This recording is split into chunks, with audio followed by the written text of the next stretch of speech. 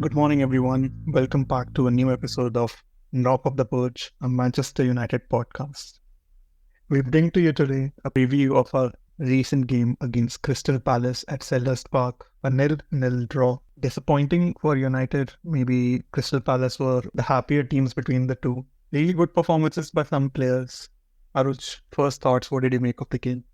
I was really excited about how we were playing in the first half. I thought that maybe we'll continue on that trajectory and get in maybe a couple of goals in the second half. However, we lost that control a little bit in the second half, and which is where I think we talked about this before the Southampton game as well. Being clinical is critical for us. We are top three in terms of big chances created.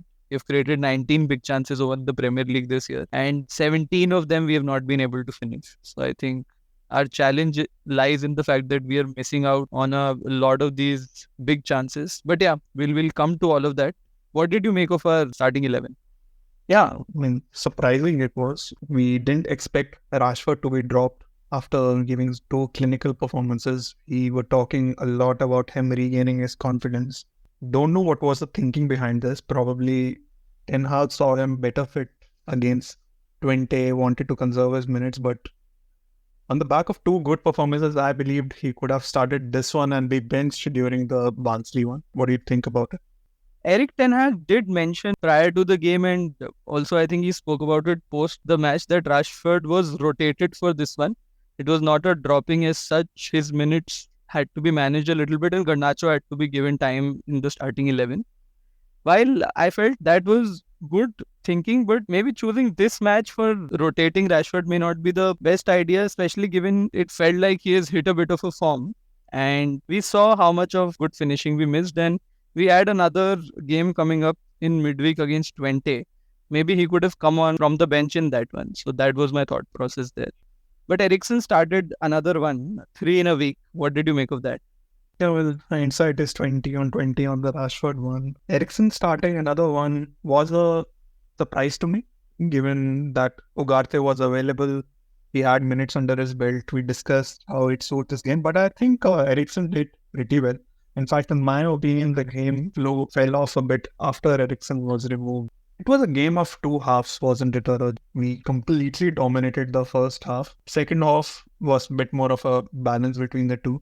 We keep saying that clinical nature was missing, but we do have to talk about how solid defensively we have been. It's second clean sheet on the trot Premier League wise, and both Licha and Dinit have been solid, and as well as Onana as well. Onana with another crucial double save this game. What did you make of our defense, Arun? I think one thing I noticed this couple of years back in Eric Ten Hag's first season as well. When the overall play of the team is better, generally you will see less chances being created by the opposition, which is where our defense will not be in trouble so much. And last year we were seeing totally opposite of that. We didn't have any control of the game. A lot of our games were like basketball matches going from one end to other, where we had big holes in our midfield. So a lot of credit to overall better control in the game as well.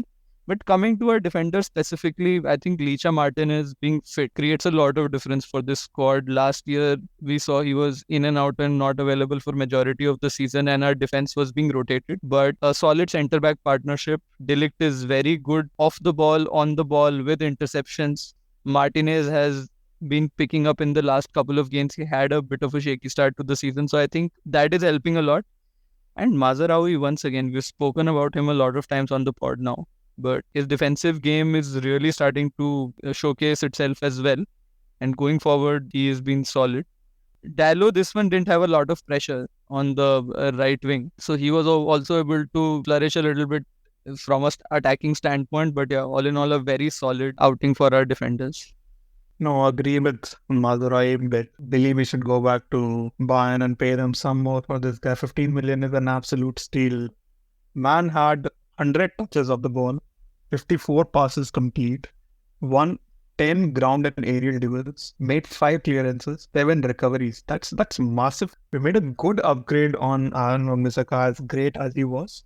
And yes, Dallo had a pretty average game, went forward, defended well, kept the shape very well. De Ligt, again, massive performance from him. Really good pass completion rate. I think he was the highest in the team, 94%. Man shoots at will as well. Like our general play from set pieces has improved this year, hasn't it? Both defending them as well as attacking them. We saw in the first three games how Casemiro was the end of almost all the set pieces. Right now, we're seeing Dillit do that. What did you make of that? No, absolutely. I think we had a series of corners in the first half, and pretty much all of them, our players were the first to the ball. Whether it is a personnel shift or a strategy shift, because most of these were either Delict or Zirkzee, and Zirkzee is extremely huge build. So I think he towers over a lot of defenders as well. But personnel plus a bit of a shift in the strategy, I think, has made a difference to that. We are first on the ball when we are attacking a corner, and similarly when we are defending a corner as well. And we had a lot of shots, a couple off target, but a few on target as well from those corners. That's something that is really going well for us. The other thing which I felt went really well for us in the first half was the overload we were able to create in the midfield. When we were building from the left, it was Dallo who would join the midfield along with Zirkzee. So essentially, we would have five midfielders in Dallo, Menu, Eriksson, Bruno, and Zirkzee. So all five of them would overpower the midfield of Crystal Palace, win the ball, and then in most cases shift the ball to Garnacho, who would then take it forward. So yeah, I think that was a big play for us. Oh yeah, I mean, first half tactically, I thought Erik ten Hag really ate Crystal Palace alive, like he said in his press conference. Uh, Only problem in the first half was the finishing, which is a big concern. I don't want to sound alarmist and everything, but we are on top of the table of highest big chances missed. 17 of them now. 17 big chances have been missed, and we are second on the table for XG created this year. It's 9.6 XG created, and yet we haven't scored that many goals. So how does this get fixed? We are creating those chances, and it's great to see us being resolute at defense. It's great to see us creating chances that will. Yes, Crystal Palace fixed that overload which you talked about in the second half by their very well made substitutions. Gardner was quite proactive in making his changes. He made two changes at half time, brought Mateta out, brought Lerma in, changed the midfield structure as well. They did have a bit more possession after that second half. But yes, how do we improve on the big chances missed? I don't know. I mean, from a coaching standpoint, what is it that Erik ten Hag and the squad can do to fix that? Because at the end of the day, on-ground finishing has to be from the players. And it is not like that the team was low on confidence and having not finished a lot of chances. We are coming on back of 10 goals in 2 games. So all said and done, whatever the opposition be, putting the ball in the back of the net does give you that confidence. And I had hoped that some of that will continue. And okay, truth be told, we came very close. That period of play when Garnacho hit the bar, on the rebound, Bruno hit the bar. On a better day, at least one of them would have gone in and we would have taken the lead and the game would have been very different. So I don't know. I think we just need to keep up the confidence. We need to do what we did in the first half for more and more minutes. Remember last year there was a discussion that we played 15 minutes of the game well, we played 20 minutes of the game well. I think this season we're doing that for 60, 65, 70 minutes. The period of remaining 25, 30 minutes is where the opposition is creating a few chances. But man, Onana stepped up when that was happening.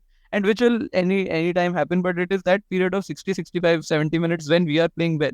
We need to make it count and we need to finish. Because all this XG, all this shots, big chances created, shots taken, doesn't count for points on the Premier League table.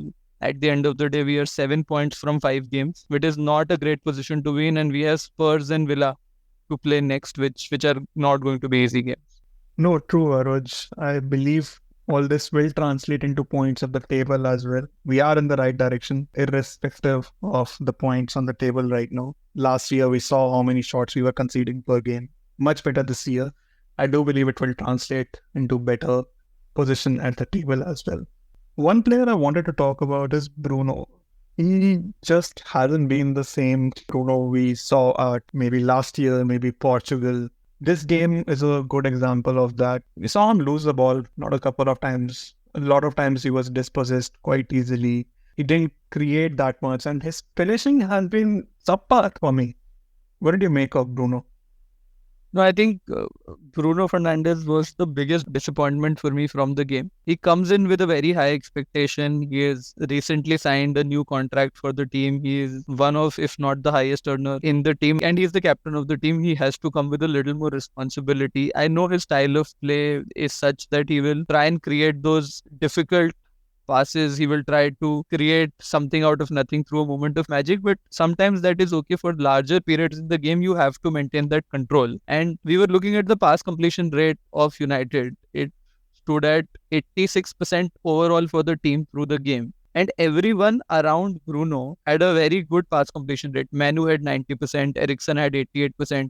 Garnacho had 95%, surprisingly to me, because he can tend to sort of give a few passes which in attempt of trying to do something outrageous.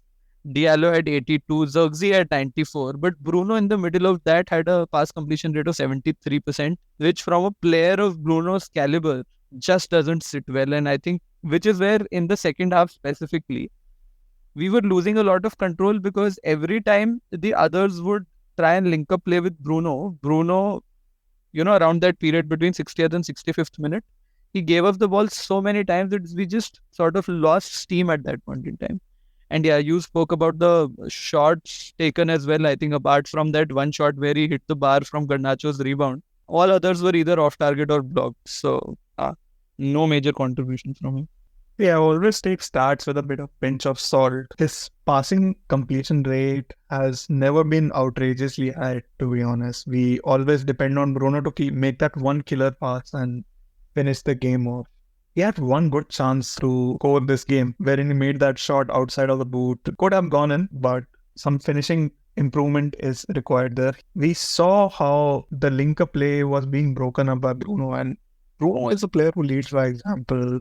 He will himself raise his hand and say he had a bad game. But we do expect some improvement from a captain in the upcoming 2 games. Yeah, my only thought process there is, I don't know if Mount is fit enough to start the next one. If he is, maybe Bruno is benched again for the 20 game, Mount starts that one. Otherwise, Eriksen starting 4 games in 10 is going to be a little too much. Yeah, a little hard on his pacemaker, yeah. Yeah. No, but yeah, for 20, we should see a few changes in the team. Although we'll talk about 20 in the next pod. They're not going to be an easy opposition. But hopefully, we can finish better in that one. See, I would be overly concerned by the Crystal Palace result. I'll still take out the positives in it. Second consecutive clean sheet. We still are conceding very less chances. We are still creating a lot.